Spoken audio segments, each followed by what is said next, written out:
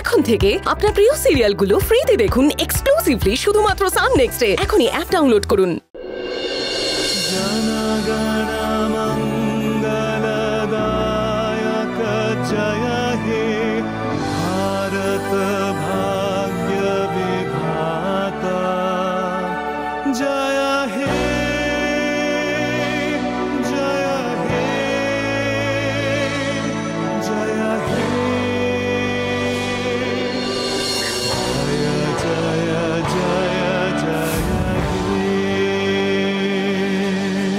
মঞ্জু, এখন যেমন জাতীয় পতাকাকে দেখে স্যালুট করলাম, তোমাকেও স্যালুট করতে ইচ্ছে করছে। তুমি আজ রসুলপুরকে অনেকটা শান্তি দিলে।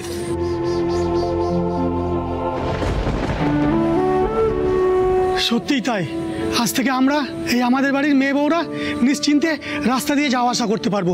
তুমি এই রসুলপুরের পথের কাঁটাটাকে ঠিক তুলতে পেরেছো। তোমার মতো পুলিশেরই তো দরকার আমাদের। সব পুলিশরা তোমার মতো যদি হতো, দেশটাই বদলে যেত।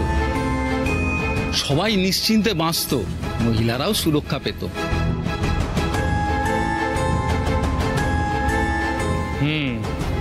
মঞ্জুর মতো এরকম অনেক মেয়ে দেশের কোনা কোনা থেকে উঠে আসছে। মঞ্জু একজন সৎ পুলিশ। ওকে দেখে রসুলপুরের প্রত্যেকটা মেয়ের ইন্সপায়ার্ড হওয়া উচিত, তাহলেই রসুলপুর বদলাবে। রসুলপুর কেন, গোটা দেশ বদলাবে। মঞ্জু, সবাই এখানে তুই কিছু বলবি বলে অপেক্ষা করছে, কিছু একটা বল। আজ রাজার মতো ক্রিমিনালকে অ্যারেস্ট করে যত না খুশি, তার থেকেও বেশি খুশি এটা দেখে যে আমার স্বামী অর্জুন আর তোমরা সবাই মেয়েদের উন্নতিকে এতটা গুরুত্ব দিয়েছো।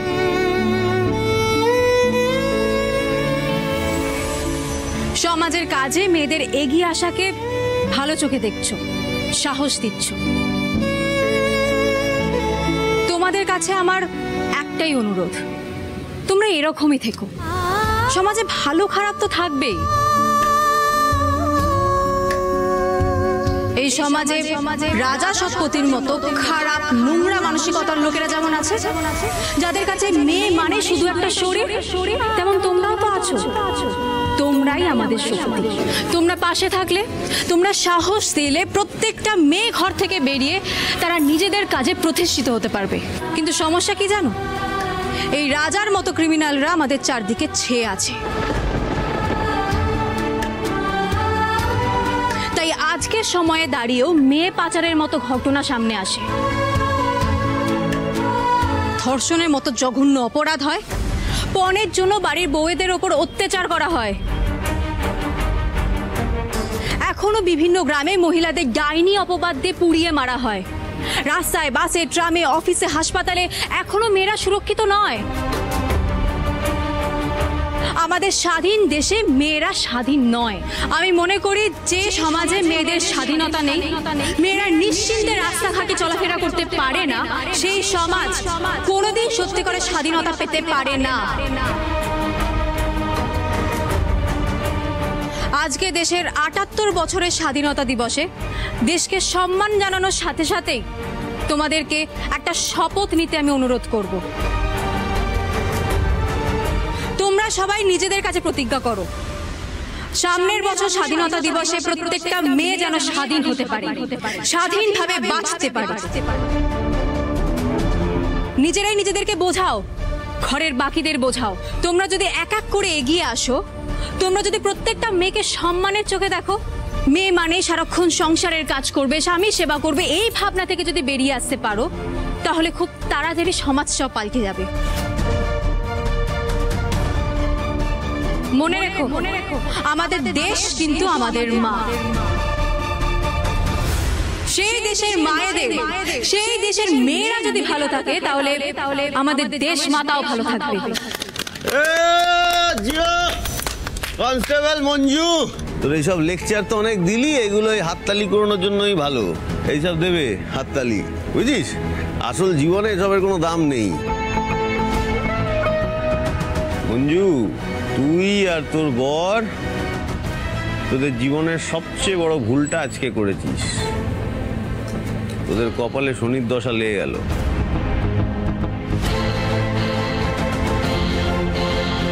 আজ থেকে তোমার জীবনেও শনির সাড়ে সাথে শুরু হলো। তুমি একটু ভয় পেয়েছো, স্বীকার করে নাও না। সেই জন্যই তোমার মুখ থেকে এই সব কথা বেরোচ্ছে।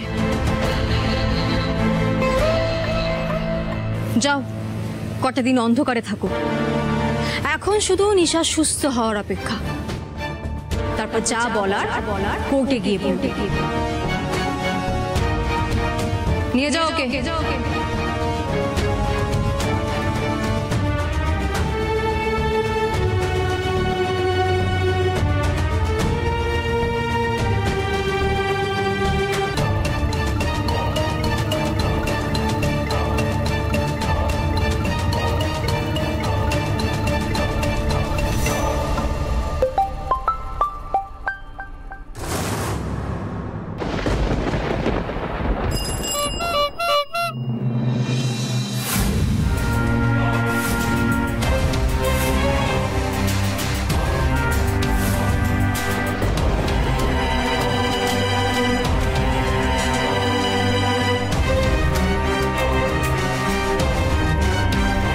কি হয়েছে ডক্টর?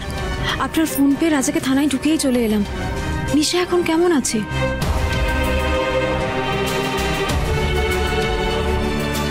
দেখুন, আমি আমার মতো সব রকমই চেষ্টা করছি, কিন্তু ওনার অবস্থা ক্রমশ খারাপের দিকে যাচ্ছে। আমার মতে ওনাকে এখানে রাখাটা ঠিক হবে না, ওনার লাইফ রিস্ক করে যেতে পারে। তাহলে নিশাকে কোথায় নিয়ে যাব? রাজাকে অ্যারেস্ট করার পর এখন পরিস্থিতি যা দাঁড়িয়েছে, ওকে বাইরে নিয়ে যাওয়া খুব বিপদের। রাজা লকআপে থাকলে ওর প্রচুর পোষা গুন্ডা আছে, আর রাজা যখন একবার বুঝতে পেরেছে যে নিশা ওর বিরুদ্ধে সব থেকে বড় প্রমাণ, তখন ও নিশাকে সরানোর চেষ্টা করতে পারে। কিন্তু ওরা কেউ জানে না নিশা এখানে আছে।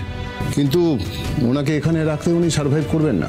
হাসপাতালে যেভাবে ওনার ট্রিটমেন্ট হবে সেটা এখানে সম্ভব নয়। আমি বুঝতে পারছি ডক্টর, কিন্তু আমি তো বললাম ওকে বাইরে নিয়ে গেলে কি হবে, কিছু বুঝতে পারছি না কি করব। সেক্ষেত্রে আমি একটা কাজ করতে পারি, আমি হাসপাতালে ডাক্তারদের সঙ্গে কথা বলছি, হাসপাতালে যাতে ওনার পরিচয় গোপন রাখা হয় তার ব্যবস্থা করা যেতে পারে। কিন্তু ডক্টর, নিশাকে হসপিটালে নিয়ে যেতে গেলে 24 ঘন্টা পাহারা দরকার। যতক্ষণ না ও সুস্থ হচ্ছে ওকে চোখের আড়াল করা যাবে না। সেটা কি সম্ভব?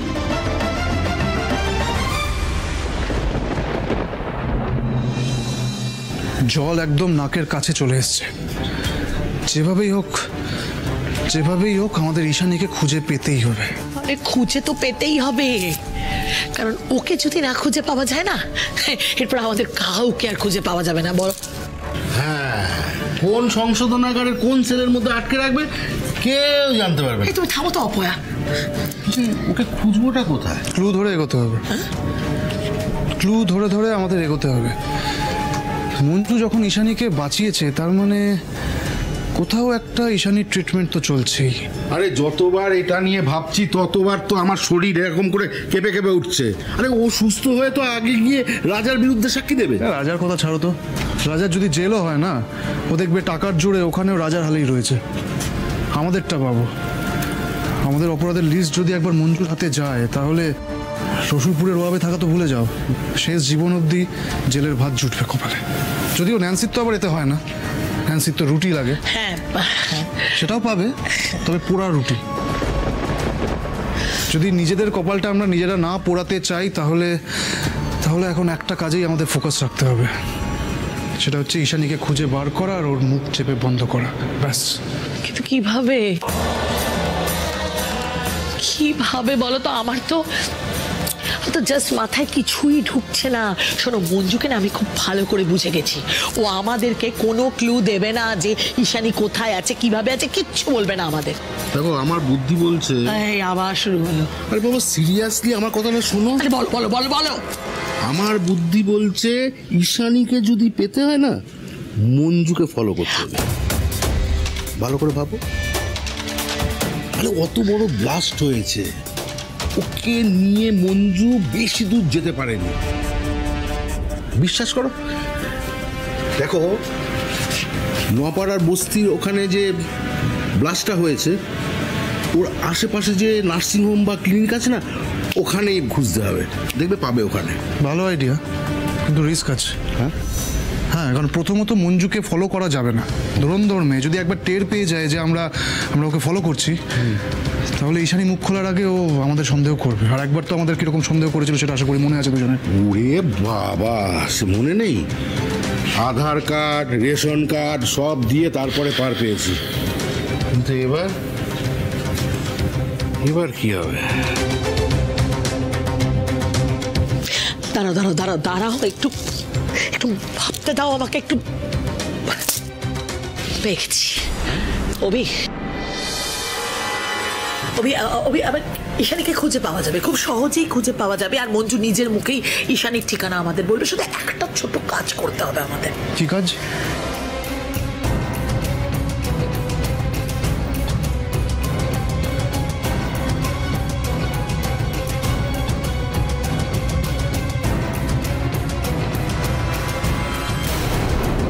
প্ল্যানিংটা ঠিক আছে? क्या बात ন্যান্সি, क्या बात। এই প্ল্যানটা যদি প্রপারলি এক্সিকিউট করা যায় তাহলে অ্যাটলিস্ট তোমাকে জেলের পোয়া রুটি খেতে হবে না। কিন্তু মঞ্জুকে বাড়ির মধ্যে আটকে রাখতে হবে। কিভাবে? তা তো জানি না। আমি জানি। আমি আটকে রাখবো মঞ্জুকে। এই বাড়িতে আটকে রাখার দায়িত্ব আমার। আর ঈশানীকে যেভাবেই হোক খুঁজে বার করে তার মুখ বন্ধ করার দায়িত্ব তোমার। অভি,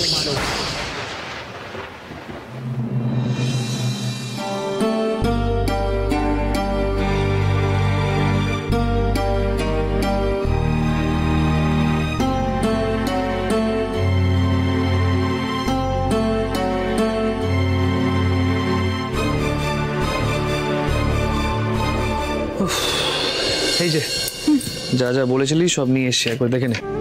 হলুদ গুঁড়ো আর জিরে গুঁড়ো এনেছো তো? ওই দুটো লাগবেই। হ্যাঁ সব আছে। কি রে? হ্যাঁ। তোরা দুটোতে কি করছিস সেখানে? রাতে রান্নার ব্যবস্থা। ও, কি রান্না করবি?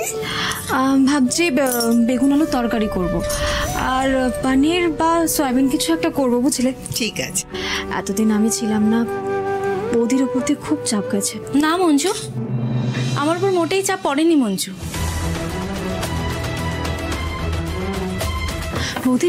আমার উপর দিয়ে একদমই চাপ যায়নি। আর তুমি এটা ভেবো না যে তুমি ছিলে না বলে আমি সবাইকে না খাইয়ে রেখেছি, একদমই নয়।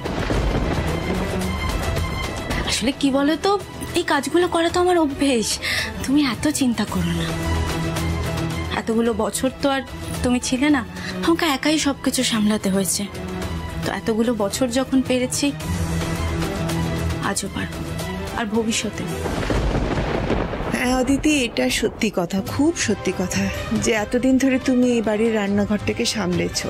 কিন্তু দেখো, মঞ্জুও তো ঘরে বাইরে ওর ওপর দিয়ে কত ঝড় গেছে, সেটাকেও তো সামলেছে।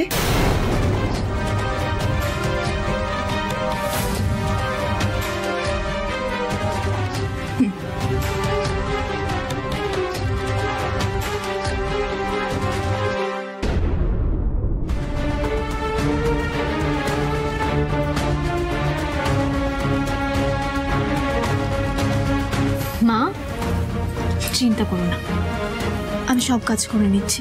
তুমি না ঘরে যাও, গিয়ে বিশ্রাম নাও। না না, আমি একটু না, আমি বলছি তো, যাও গিয়ে বিশ্রাম নাও।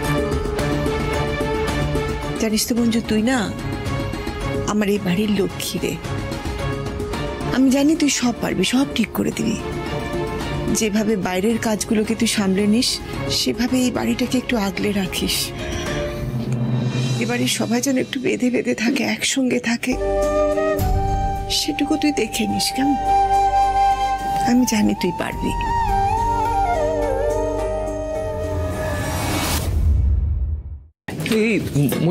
মঞ্জু কি করছি? আসতে কাটো, তাড়াহুড়ো কেন? তাড়াহুড়ো করে সবজি কাটার অভ্যেস আমার আছে। রান্নাঘরে কি প্রথম ঢুকেছি? আরে ঠিক আছে, কিন্তু তাড়াহুড়ো কিসের? এখন তো সবে সন্ধে। আমার তাড়া আছে অর্জুন। রান্না শেষ করে আমাকে হসপিটালে যেতে হবে। হসপিটালে নিশাকে রানীর পাহারা দিচ্ছে। আর দেখো, রাজার লোকেরা যদি কোনোভাবে নিশার খোঁজ পেয়ে যায়, তাহলে রানী ওদেরকে একা সামলাতে পারবে না। যেভাবেই হোক আমাকে যেতেই হবে। না মঞ্জু, তুই যাবি না। যাবো না মানে? তুমি জানো না কেন আমরা নিশাকে পাহারা দিচ্ছি? আমি জানি মঞ্জু, কিন্তু রাতে তোকে বাড়ি থেকে বেরোতে হবে না। আমি যাচ্ছি, রাতটা আমি পাহারা দিচ্ছি, তুই কাল সকালে বা দুপুরে যাস। হ্যাঁ, তোকে রাতে যেতে হবে না। এটা কি ধরনের কথা অর্জুন? পতাকা উত্তোলনের সময় মেয়েদের স্বাধীনতা, মেয়েদের কাজকর্ম নিয়ে আমি এত কথা বললাম, তখন তুমি আমার কথাগুলোকে সাপোর্ট করলে, আর এখন তুমি এই কথাগুলো বলছো। তুমি এক মুহূর্তে ছেলে আর মেয়ের পার্থক্য বুঝিয়ে দিলে। তুমি বোঝাতে চাইছো ছেলেরা যেটা পারে মেয়েরা সেটা পারে না। তোমার মতে রাতের বেলা মেয়েদের বাইরে বেরোনো উচিত না, তাই তো? না না, আমি তোকে সেই কথাটা বলতে চাইনি। তুই একবার প্র্যাকটিক্যালি আমার কথাটা ভেবে দেখ, তাহলে তুই বুঝতে পারবি আমি কি বোঝাতে চাইছি। দেখ, রাজাকে তুই অ্যারেস্ট করেছিস, তারপরে এখানে সিচুয়েশনটা খুব একটা ভালো না। রাজার যে পোশাক গুন্ডাগুলো আছে তারা তোকে যখন তখন অ্যাটাক করতে পারে। তুই যদি হসপিটালে থাকিস তাহলে তোর উপরে কখন অ্যাটাক হবে তুই নিজেও জানিস না, আর সেটা তোর জন্য সেফ নয় মঞ্জু। আমি সেই জন্য তোকে বলছি, সারা রাত তুই বাড়ির বাইরে থাকলে কে কি বলবে তুই বুঝতে পারছিস না তুই আমার কথাটা। কে কি বললো, কে কি ভাবলো, তাতে আমার কিচ্ছু এসে যায় না অর্জুন। কিন্তু তুমি কি বললে, তুমি কি ভাবলে, তাতে আমার এসে যায়। তুমি যদি আমাকে বিশ্বাস করো, আমার কাছে এটাই শেষ কথা। আর আমি জানি মা আমাকে কখনো খারাপ চোখে দেখবে না। আর বাকি রইল বৌদি, অভিদা, নন্দিতা কাকিমারা। দেখো, তারা যদি কিছু জিজ্ঞেস করে আমি বলবো এমার্জেন্সি ডিউটি আছে। আমি তো পুলিশ, আমার ডিউটির কোনো নির্দিষ্ট সময় আছে নাকি? ঠিক আছে, আমি মানছি তোর ডিউটির সময়ের কোনো ঠিক নেই, কিন্তু তা আমার মন মানছে না মঞ্জু, মন সায় দিচ্ছে না, যাস না। আচ্ছা বেশ, আমি এক কাজ করি, আমি টস করি। হ্যাঁ, যে জিতবে তার কথা রাখা হবে, ঠিক আছে? আমি কয়েন আনতে যাচ্ছি। আমার কাছে কয়েন আছে তো, আমি আনছি, দাঁড়াও। এগুলোর জন্য টস কে করে? এই তো, তুমি হেড আর আমি টেল, ঠিক আছে?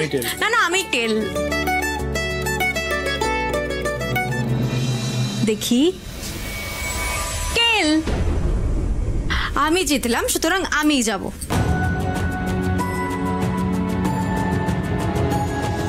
না না, আমি এসব মানছি না মঞ্জু, আমার মন সায় দিচ্ছে না। তুই না মানলে তো হবে না, সিদ্ধান্ত নেওয়া হয়ে গেছে। আওয়াজটা নিশার ঘর থেকে আসছে না? তাই তো মনে হচ্ছে। তো হ্যাঁ, আমি শান্ত হব না, শান্ত হব। আমি ওইটা যেখান থেকে পারো আমার মেয়েকে তুমি খুঁজে বার করো। আরে নন্দিতা, তুমি কেন বুঝতে চাইছো না? আমাদের মেয়ে কোথায় আছে আমি জানি না। কেন জানো না? তুমি ওর বাবা হও, তোমাকে জানতে হবে। এরপর আমি যদি আমার মেয়েকে খুঁজে না পাই তাহলে কিন্তু আমি মরে যাবো। শান্ত হও প্লিজ, শান্ত হও। কোনোভাবেই শান্ত হব না। নিশাকে যদি খুঁজে না পাওয়া যায় তাহলে আমি সুইসাইড করব।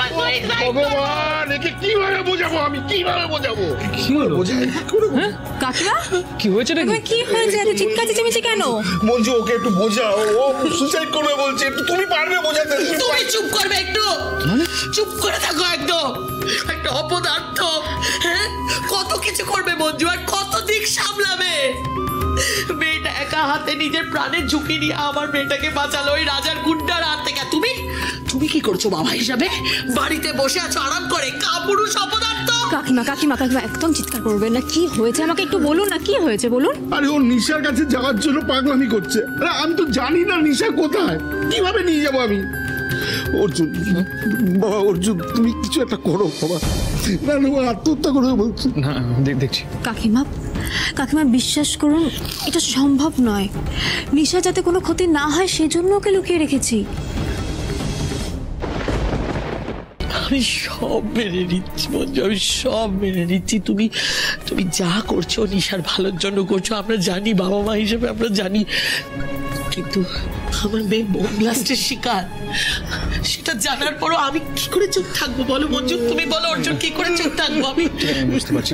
মঞ্জু একবার শোন প্লিজ। শোন না, দেখছিস তো কি অবস্থা। ওদেরকে একবার হাসপাতালে যেতে দিলে কোনো প্রবলেম হবে? ওকে জানাজানি হলে প্রবলেম হবে অর্জুন। এখন যা পরিস্থিতি, কেউই আমার সন্দেহের ঊর্ধ্বে নয়। মঞ্জু, ওরা নিশার বাবা মা, ওদেরকে অন্তত সন্দেহ করিস না তুই।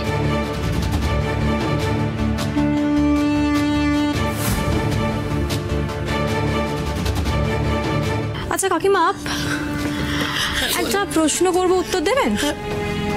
নিশাকে নিয়ে যে আপনারা এত কান্নাকাটি করছেন, এটা আগে কেন দেখিনি?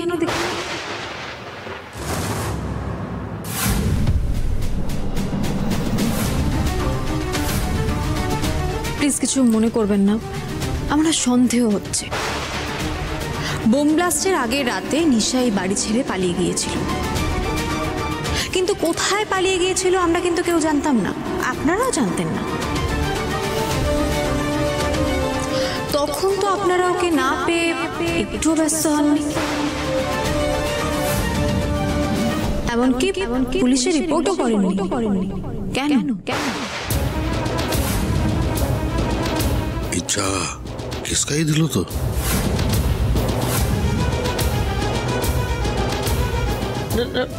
মানে কদিন ধরে দেখতাম জানো তো মঞ্জু, যে আমার মেয়েটা নিশা খুব ভয় আছে, খুব ভয়। এখন বুঝতে পারছি ওটা রাজার জন্য, তাই না বলো? এখন বুঝতে পারছি আমরা। নিশা কাউকে কিছু বলেনি, ইনফ্যাক্ট আমরাও কাউকে কিছু বলিনি। আমরা দুজনে খুব ভয় পেয়েছি যদি আমাদের মেয়েটার কোনো ক্ষতি হয়ে যায়, মানে নিশার কোনো ক্ষতি হয়ে যায়। নিশা কি আপনাদের কাউকে ভয় পেত, যার জন্য লুকিয়ে আমাকে দুবার সাবধান করেছিল?